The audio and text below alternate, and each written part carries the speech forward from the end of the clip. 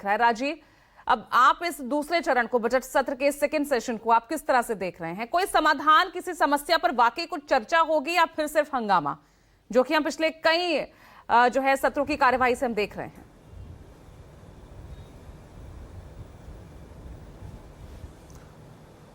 देखिए पूजा, पहली बात तो ये है कि पिछला जो संसद का ये जो सत्र है इस दो पार्ट में है। तो पिछले पार्ट जो होली के लिए छुट्टी हुई, उससे पहले और उससे बाद की परिस्थितियों में अंतर्राष्ट्रीय राष्ट्रीय स्तर पर बहुत बदलाव हुए हैं। तो सबसे पहली निगाह तो पश्चिम एशिया में जो उथल पुथल है, ईरान इजराइल युद्ध जो अमेरिका का चल रहा है, उस पर विदेश मंत्री आज राज्यसभा और लोकसभा, ये परंपरा है कि इस तरह की घटनाएं जब होती हैं तो सदन को पहले सूचित किया जाता है।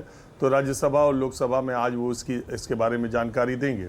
अब वो जानकारी जो अभी तक सामने है उतनी ही होगी या उससे आगे की होगी, ये देखने वाली बात होगी कि पश्चिम एशिया, इजराइल को, ईरान को लेके हमारे रुख पे जो चर्चा हो रही है, अमेरिका के जो तेल, रशिया जो बातें हो रही हैं, उस पर आज सरकार क्या बात कहती है। जो सबसे महत्वपूर्ण बात है वो ये। दूसरी बात, लोकसभा अध्यक्ष, देखिए पूजा जो है, अब तक आज़ादी के बाद 17 लोग लोकसभा अध्यक्ष हो चुके हैं। 3 लोकसभा अध्यक्षों के खिलाफ अभी तक अविश्वास प्रस्ताव आया है, तीनों गिरा है और वो तीनों संयोग से कांग्रेस पार्टी के ही लोकसभा अध्यक्ष थे। गैर कांग्रेसी लोकसभा अध्यक्ष पहले हैं ओम बिरला, जिनके खिलाफ अविश्वास प्रस्ताव लाया जाएगा।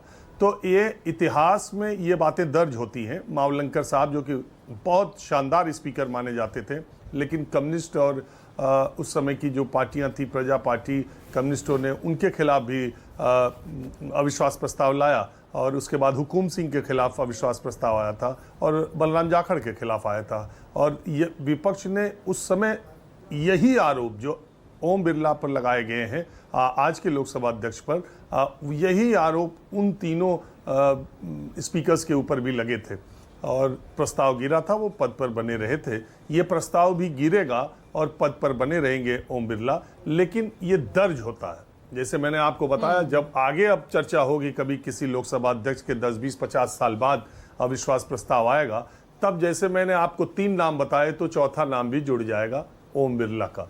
तो ये रिकॉर्ड में चीजें जाएं कि उस वक्त के विपक्ष को ऐसा लगा था कि स्पीकर निष्पक्ष नहीं है तो अविश्वास प्रस्ताव लाया था। स्पीकर, आपको मालूम है, सदन में सर्वोच्च है, उसका फैसले को कोई चुनौती नहीं दी जा सकती। लेकिन विपक्ष की कोशिश ये है कि इस डिबेट के जरिए, जो 4 घंटे 5 घंटे जो भी डिबेट होगी, इस डिबेट के जरिए वो जनता तक मैसेज पहुंचाएं कि सदन में उनको बोलने का मौका, या सरकार की तरफ से या लोकसभा अध्यक्ष की तरफ से उन दृष्टांतों का उदाहरण देंगे।